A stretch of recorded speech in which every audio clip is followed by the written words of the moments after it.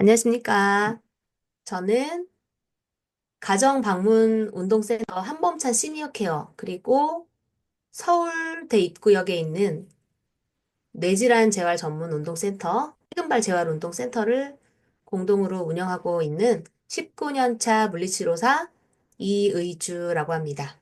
네, 저희가 한 달은 파킨슨, 또 그 다음 달은 뇌졸중, 이렇게 뇌졸중과 파킨슨을 번갈아 가면서 환자 보호자 교육을 온라인으로 시행하고 있습니다. 자, 오늘은 뇌졸중 생존자분들이 일상생활에서 운동, 재활, 뭐 너무 중요하지만 사실 우리가 가장 잊지 않아야 될 아주 위험한 상황, 바로 낙상 사고가 있습니다. 이 낙상 위험에서 벗어나는 방법에 대한 실질적인 운동 방법을 소개해 드리려고 이 자리를 마련했습니다. 사실 오늘도 제가 가정으로 방문해서 방문 운동 서비스를 제공하는 와중에 그곳에서 계시는 요양보호사 선생님이 오늘 아침길에 출근길에 넘어졌다고 하시더라고요. 그래서 대수롭지 않게 생각을 하시길래 제가 거기서 본의 아니게 낙상 예방 교육을 하게 되었습니다.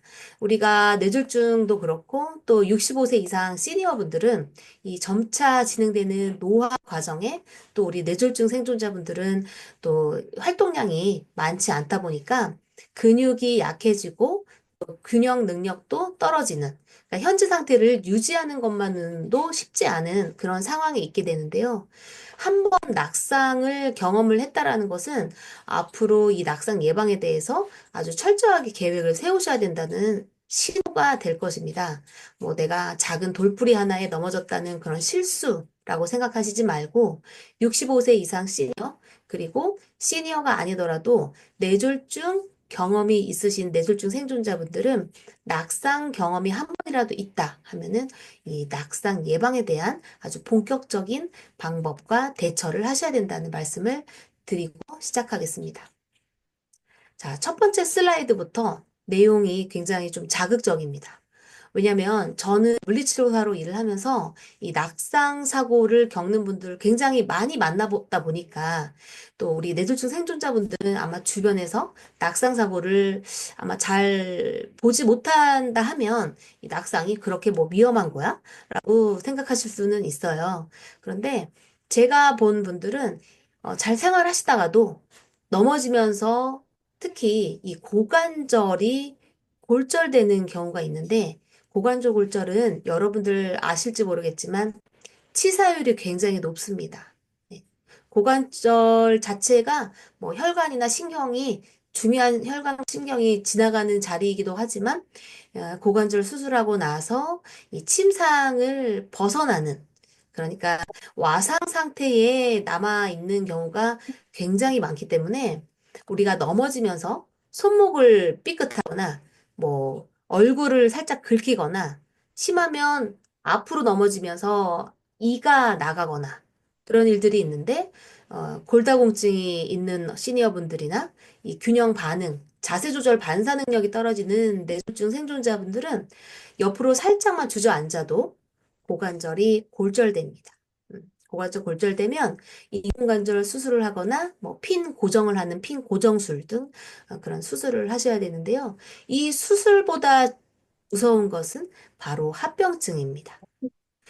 뇌졸중도 여러분들이 뇌졸중 겪고 나서 가장 많이 회복이 되는 것은 하지 기능입니다. 왜냐하면은 당장의 기능이 좋지 않아도 어떻게든지 어떤 방법으로든 한 걸음 두 걸음씩 떼면서 걷다 보니까 하지 기능이 좋아지는 건데 우리가 넘어져서 고관절이 골절되게 되면 당장에 일어나서 서거나 걷기가 어려워집니다. 그럴 때에는 근육량이 부족한 우리 뇌졸중 생존자분들이 침상에서 누워서 시간을 하루 이틀, 3일, 뭐 일주일 보내다 보면 폐렴, 욕창, 뭐 색전, 네, 색전 이런 부분들은 사실은 돌고 돌아서 그게 다시 심장으로 들어가면서 이제 2차 뇌졸중 재발을 야기할 수 있는 아주 무서운 합병증입니다. 그러니까 결국에는 넘어져서 침상 안정을 하는 동안에 생기는 여러 가지 합병증들이 우리가 수술보다 더 생명에 지장을 주는 무서운 합병증이다. 절대 넘어지는 일은 있어서는 안 된다. 라고 말씀을 드립니다. 대부분의 낙상 사고는 집 밖에서 일어나지 않습니다. 파킨슨이든 뇌졸중이든 대부분의 낙상 사고는 집에서 많이 일어나는데요. 아무래도 그 이유는 제가 생각하기로는 주의에 대한 부분이라고 생각합니다. 집 밖에 나가게 되면 아무래도 근력이나 균형 능력이 떨어지는 분들은 더 주의 집중하고 조심하고 옆 사람의 도움을 받거나 하면서 이동을 하시는데 집에서는 아무래도 그런 경각심이 좀 떨어질 수가 있습니다. 그래서 침대에서 일어날 때, 그리고 화장실로 이동을 할 때, 그리고 특히 욕실이나 화장실 안에서 가장 많은 대부분의 낙상 사고가 일어나게 됩니다. 그렇다는 것은 이러한 상황에서 넘어지지 않게끔 어떠한 방식으로 우리가 조심할 수 있을까라는 부분을 뒤에서 설명을 드릴 거예요. 자, 오늘의 강의 순서는 뇌졸중 후에 낙상 사고가 다른 사람들에 비해서 더 치명적으로 위험한 그런 데이터에 대해서 말씀을 드릴 거고, 내가 뇌졸중 생존자지만 어떤 분들은 뭐 저랑 비슷하게 걸으시는 분들이 있고 잘 걸으시는 분들이 있고 어떤 분들은 겨우 워커나 케인 같은 뭐 모노케인, 지팡이 같은 것 지팡이를 겨우 붙잡고 걷는 분들은 이 낙상에 대한 위험률이 서로 다를 수가 있어요. 그러니까 내가 지금 낙상의 위험군에 속해 있는지를 파악하는 게 가장 중요하겠죠. 내가 어떤 상태에 있는지. 그리고 세 번째는 우리 뇌졸중 생존자분들이 가장 원하시는 것은 독립적으로 혼자 걷는 것, 나 혼자 걸어서 화장실에 가는 것, 이런 것들을 가장 우선순위로 뽑으시는데, 그렇다면 나는 언제쯤 보호자의 보조나 보호자의 감독 없이 혼자 걸을 수 있는 걸까? 라는 부분도 제가 제시를 해드릴 거고, 마지막으로는 가정에서 할 수 있는 낙상 예방법에 대해서 알려드리려고 합니다. 뇌졸중 이후에 골절과의 상관성에 대한 부분을 한 2000, 지금으로부터 한 2, 3년 전에 이 뇌졸중 관련된 학술지, 권위가 높은 학술지, 스트록이라는 학술지가 있는데 거기에 우리나라의 삼성 서울병원 그리고 숭실대 교수팀이 뇌졸중 환자 22만 명을 분석해서 결과를 도출해서 학술지에 실은 내용입니다. 뇌졸중 이후에 골절 위험이 뇌졸중을 아직 겪지 않은 사람들에 비해서 1.4배가 증가하더라. 근데 그 중에서도 제가 아까 말씀드렸던 고관절 골절의 위험은 2배 이상 증가하다입니다. 뇌졸중 생존자분들이 비장애인에 비해서 고관절 골절의 위험이 2.4배 이상 증가했더라. 그리고 뇌졸중 후유장애가 우리가 각각 다르지 않습니까? 후유장애가 좀 심각한 분들은 고관절의 골절 위험이 4.8배까지 증가하더라. 그러니까 무려 5배까지 골절 위험이 증가하는 거죠. 그리고 넘어지면 척추 압박 골절, 뭐 분쇄 골절, 척추도 이제 등으로 넘어지거나 아니면 어, 낙상을 할 때도 사실은 잘 넘어져야 되는데 넘어지면서 뼈가 약하거나 이건 어떤 넘어질 때 이제 균형을 잘 잡기 위한 그런 반사 반응들이 안 나왔을 때 그냥 통나무처럼 넘어지게 되는 겁니다. 그때 이제 바로 골절되는 부분이 척추인데 척추의 골절 위험은 1.3배가 증가한다. 척추가 여러분들 압박골절되거나 하면은 일단은 안정을 취해야 되는데요. 문제는 심한 통증이 있다라는 겁니다. 통증이 심하고 잘 움직이지 않고 연세가 많거나 큰 수술이 좀 조심스러운 분들은 사실은 척추가 골절되더라도 수술을 받지 못하는 경우가 있습니다. 그냥 침상에서 안정을 해서 뼈가 잘 붙기만을 기다릴 수밖에 없는 고령의 뇌졸중 생존자분들이 많습니다. 이런 분들이 척추의 변형까지 동반되면 어떨까요? 일상생활이 많이 무너지고 삶의 질이 급격하게 떨어진다라고 볼 수 있겠죠. 그럼 뇌졸중 생존자분들은 왜 이렇게 골절의 위험, 낙상의 위험이 높아질까? 라고 생각해 보면 여러 가지 이유가 있겠죠. 그 중에 세 가지 정도를 제가 한번 추려봤습니다. 걸을 때 가장 중요한 것은 발입니다.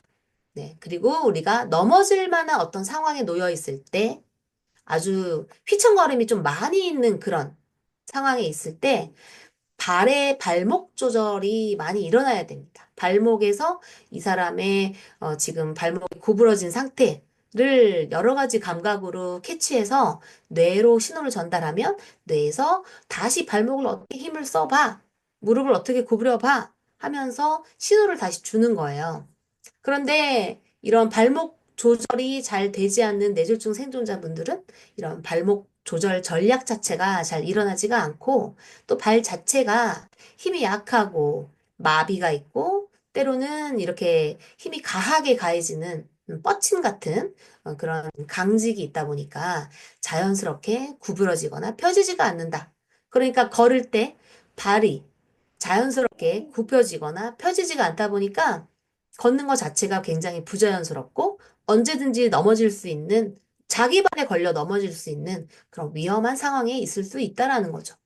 그리고 환측, 그러니까 마비 측, 팔다리, 뭐 몸통 전체의 근력 약화가 있게 됩니다. 그것은 우리가 뇌졸중, 후유증 중에 하나인데요. 근력이 약하다는 것은 이 사람의 균형 능력에도 문제가 있다라고 볼 수가 있습니다. 또 우리가 고유성 감각이라는 것을 굉장히 강조하는데 우리가 눈을 감아도 내 다리나 내 팔이 지금 어느 위치에서 어떤 동작을 취하고 있는지를 이 우리가 몸의 감각으로 인식하는 게 바로 고유성 감각입니다. 그런데 우리 뇌졸중 생존자분들은 직접 내가 시선을 통해서 보지 않으면 내 다리가 지금 어디에 놓여 있는지 잘 모르는 경우가 많습니다. 즉, 고유성 감각이 떨어지는 경우가 많습니다. 그러다 보니까 넘어지기가 쉽죠. 낙상 후에 가장 우려되는 문제는 바로 또 넘어질까봐 많이 움직이지 않게 되는 부분입니다. 뇌졸중 후에 낙상을 경험하게 되면 다시 넘어질 것 같아서 그냥 운동 프로그램 자체도 중단하고 굉장히 의기소침해지고 우울해지고 기분도 상당히 나쁘죠. 실제로 제가 알고 있는 뇌졸중 생존자 분도 잘 걸으시고 2년, 3년 열심히 재활하면서 자기 목표를 향해서 열심히 헬스장도 다니고 운동을 하시다가 갑자기 중심을 잃고 아주 사뿐히 가볍게 옆으로 주저앉았다는 거예요. 그런데 완전 골절됐어요. 크게 쾅 하고 엉덩방아 찐 것도 아닌데 그냥 서 있는 상태에서 갑자기 균형을 잃고 바닥에 살짝 주저앉았는데 고관절이 골절된 거죠. 네. 그러다 보니까 굉장한 우울감, 그리고 내가 지금까지 운동을 해온 거에 대한 어떤 노력에 대한 부분, 그 결과에 대한 부분도 뭐 보상받은 것도 없이 똑같이 그 전보다 더 심하게 된 것 같다라는 생각이 들면서 사람들도 잘 만나기 싫고, 운동도 다시 하기 싫고, 예, 그런 상황에 놓이게 됩니다. 예, 이 부분이 가장 우려되는 부분이죠. 자, 일단 내 상태부터 파악을 해보시는 겁니다. 자, 지금 보시는 것은 설문지입니다. 뭐, 낙상에 대한 부분은 뭐 치료사 아니면은 가족과 함께 본인이 뭐 일어났다 앉았다. 그 다음에 3미터를 걸어갔다 왔다. 뭐, 앞으로 뻗기를 몇 센치 동안 더 할 수 있냐. 뭐, 여러 가지 검사 방법이 있지만 간단하게 설문지를 통해서 알 수 있습니다. FRQ라는 설문지인데요. 점수는 총 14점 만점입니다. 예를 들어서 첫 번째 항목입니다. 나는 과거 6개월 사이에 넘어진 적이 있다. 있으신 분은 2점, 벌써 2점을 체크하신 겁니다. 나는 넘어짐이 걱정된다. 하시면 1점. 나는 걸을 때 때때로 불안정하게 느낀다. 1점. 나는 안전하게 돌아다니기 위해서는 지팡이 또는 보행기를 사용하도록 권고받았다. 나는 보도블록 위로 올라가는데 몇 가지 문제가 있다. 그럼 1점. 제 계속 점수가 추가가 되는 건데 제가 지금 책자에서 보고서 기재를 하면서 보니까 넘어짐에 대한 위험성이 증가하는 것은 4점 이하가 아닌 것 같고요. 4점 이상이라고 볼 수 있을 것 같습니다. 그러니까 점수가 높아질수록 낙상의 위험도가 높아진다라고 보시면 될 것 같습니다. 내용은 정정하겠습니다. 숫자가 낮을수록 낙상에 대한 어떤 우려나 그런 경험이 없는 것이기 때문에 점수가 4점이 넘어가면 어, 낙상에 대한 위험성이 높아진다.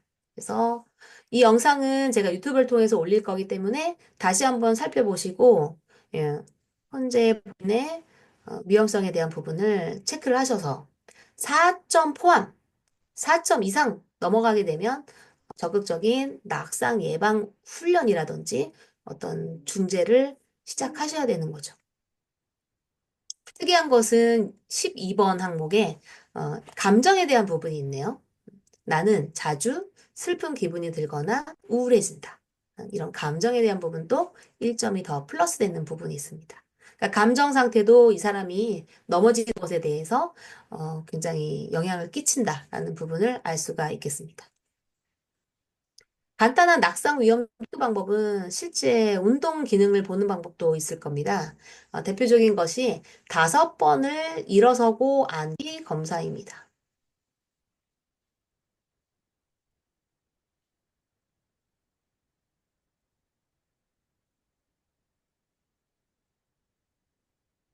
영상을 제가 준비했는데, 음. 이 영상은, 예, 이게 양팔을 가슴에다 얹고 5번을 자신 있게 빠르게 일어났다 앉았다라고 테스트하는 거예요. 네, 이제 시작 자세와 끝 자세를 구분해야 되고요. 일어나고 앉고 할 때 대부분 뇌졸중 생존자분들이 이 무릎 오금을 이 뒤에 의자라든지 매트 끝에 걸쳐서 하게 됩니다. 그러면 이 걸친 힘으로 또 일어서서 기대고 할 수 있기 때문에 충분히 매트나 의자 바깥으로 나온 상태에서 엉덩이만 걸앉은 상태에서 양팔을 앞으로 이렇게 손을 올렸다는 것은 아무것도 잡지 않고 일어나고 않겠다라는 뜻입니다. 아무 사람의 어떤 도움도 필요 없고요. 그 상태에서 빠르게 일어나서 차렷 자세, 그다음에 앉는 자세까지 해서 한 개로 카운트 됩니다. 자, 뇌졸중 생존자분들이 5번을 일어서고 앉기 했을 때 시간은 15초.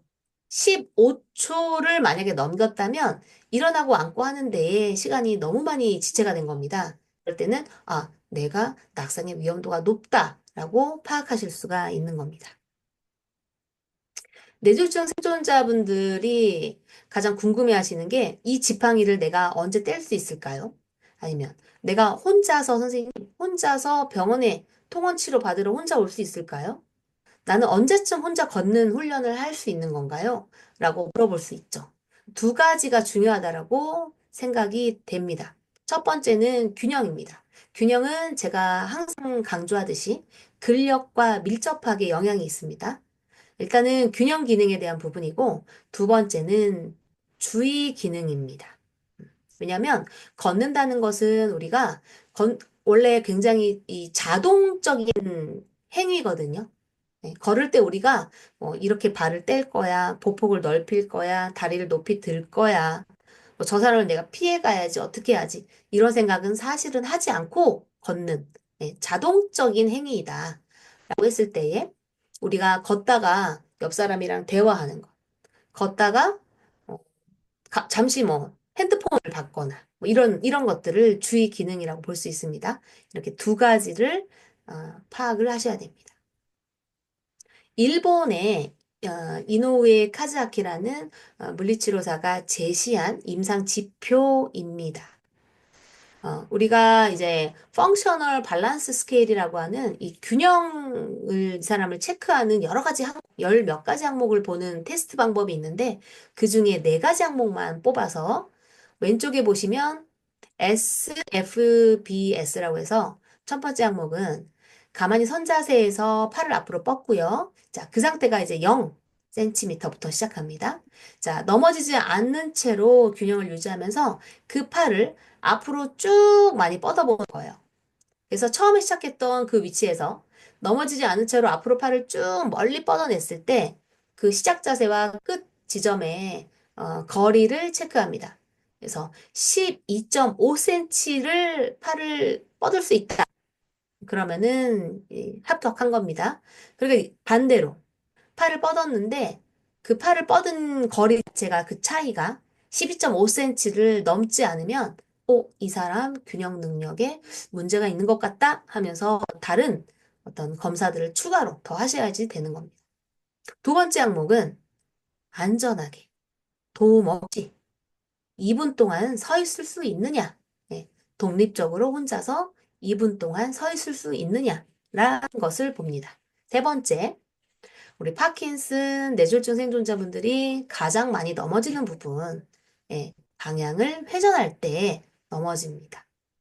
360도 회전이라는 것은 내가 지금 위치에서 시작해서 반대로 돌아서 다시 첫 지점까지 오는 360도 회전이 혼자 가능하냐? 걸어서죠.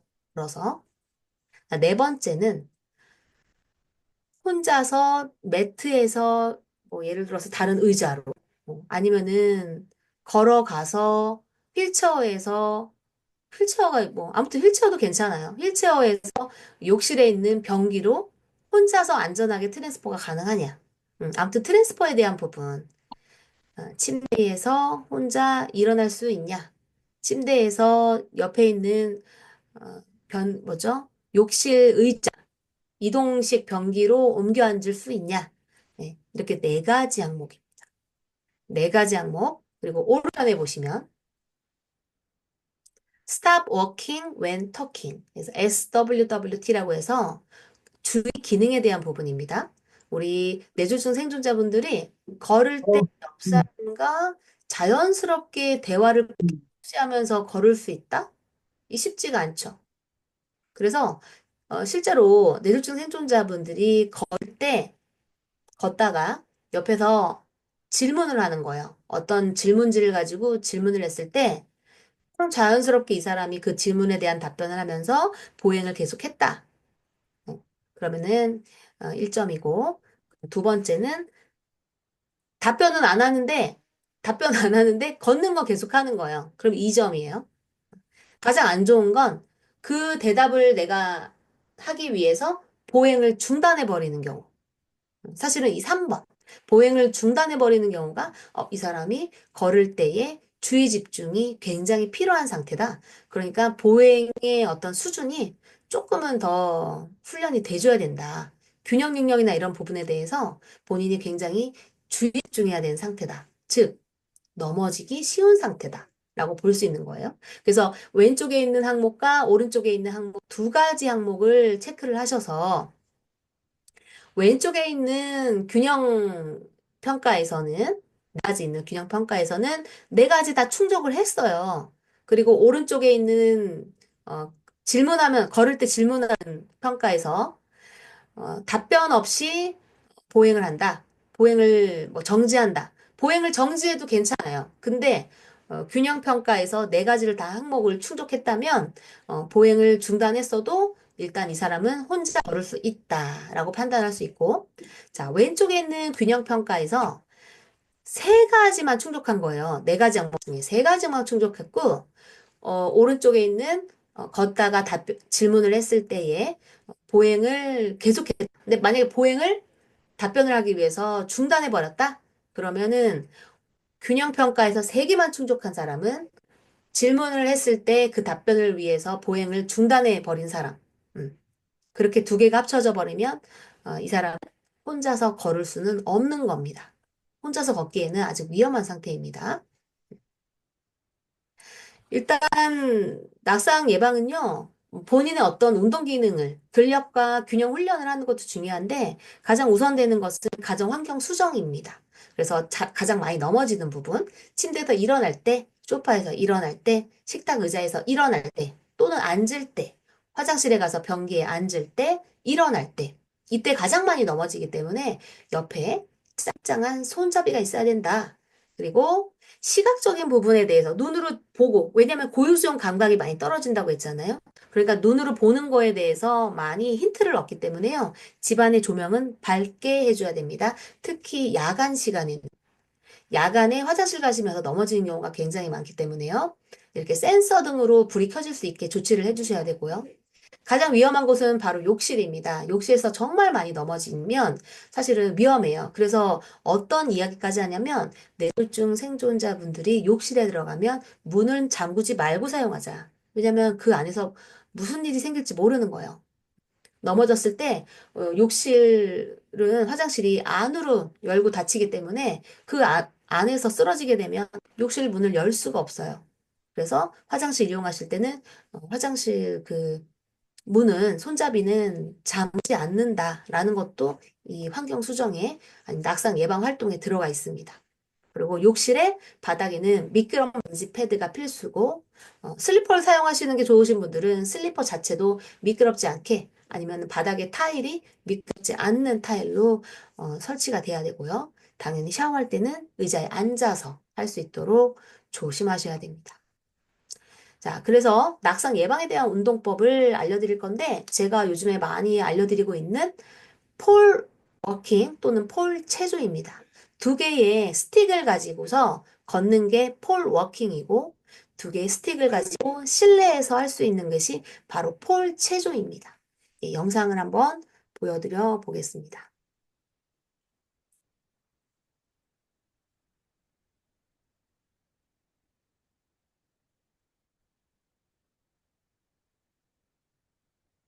네, 실제 저와 같이 운동하고 있는 뇌졸중 생존자분의 폴 체조 영상입니다. 집에서 하고 있는 근력과 균형 훈련입니다.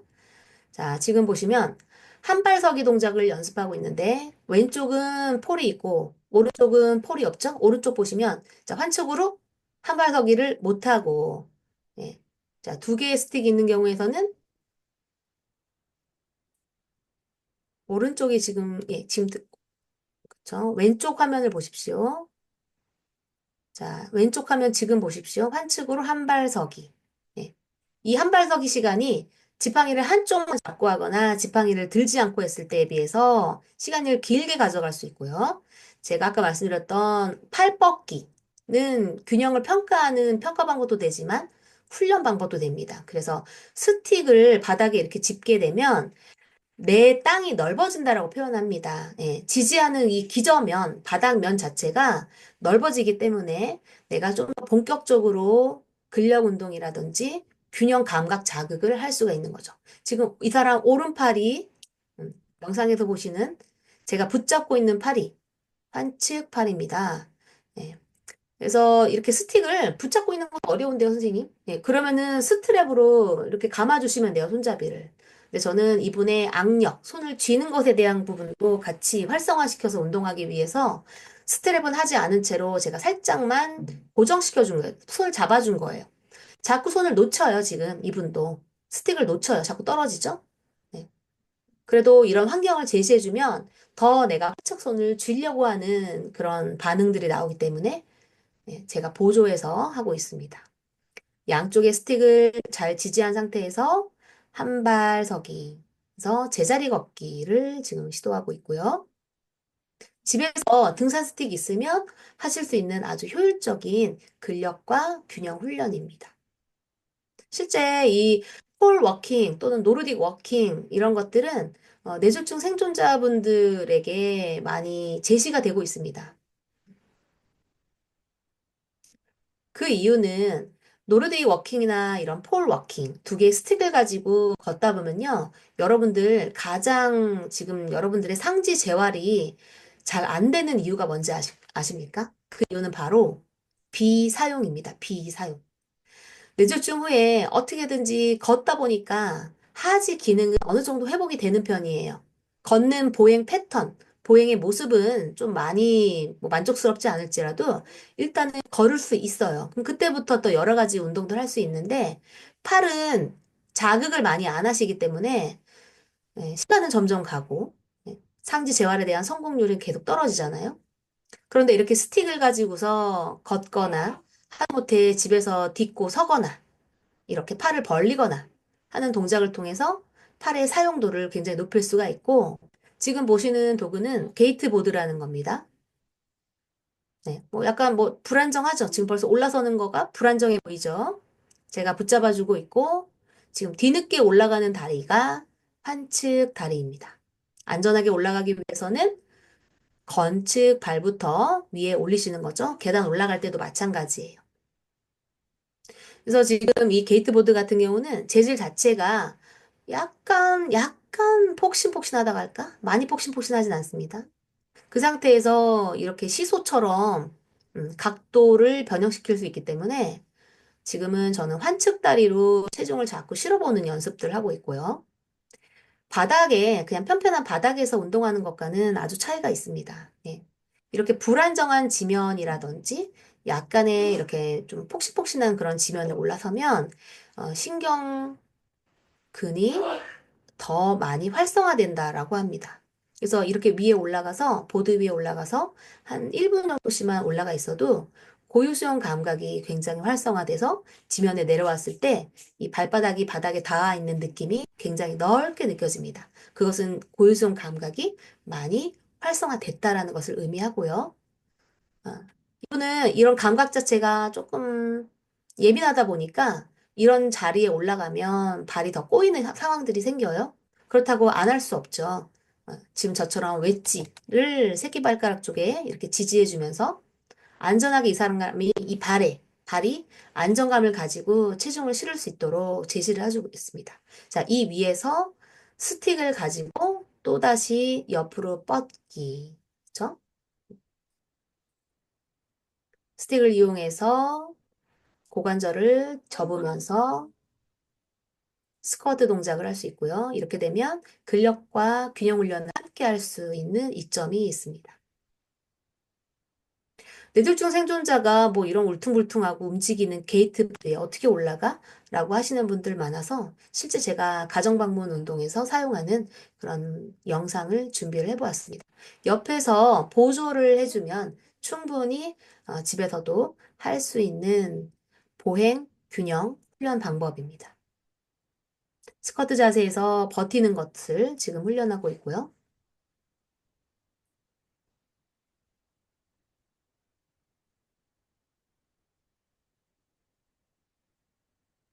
네, 이렇게 해서 영상은 끝이 났습니다.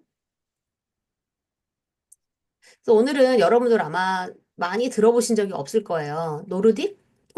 어떤 거야? 네, 좀 관심을 가져주시면 좋겠고, 노르딕이나 폴 워킹에 대한 사실은 그런 논문들은 굉장히 많습니다. 아직 우리나라에 많이 알려지지 않아서 그렇지 여러분들도 좀 많이 좀 활발한 그런 다양한 장비들을 좀 사용해서 많이 많이 활용하자, 많이 많이 움직이자라고 생각해 주셨으면 좋겠고요. 자, 오늘의 강의는 이렇게 요약해 보겠습니다. 뇌졸중 생존자분들 낙상 사고에 대해서 굉장히 경각심을 가지고 현재 내가 낙상 위험도가 어느 상태에 있는지를 자가 체크를 할 필요가 있다. 그래서 해당이 되면 적극적인 낙상 예방 훈련을 하셔야 되고, 그렇다면 두 개의 쉽게 구할 수 있는 두 개의 스틱을 활용해서 집에서 할 수 있는 폴 체조 또는 집 밖에서도 폴 워킹을 살살 해볼 수 있을 겁니다. 그렇지 않으면은 특히 상지는 언제쯤 여러분들이 사용하실 기회가 없을 거기 때문에요. 자, 소 잃고 외양간 고치지 말기 약속을 하면서 오늘 제가 준비한 강의는 이렇게 마치겠습니다. 감사합니다.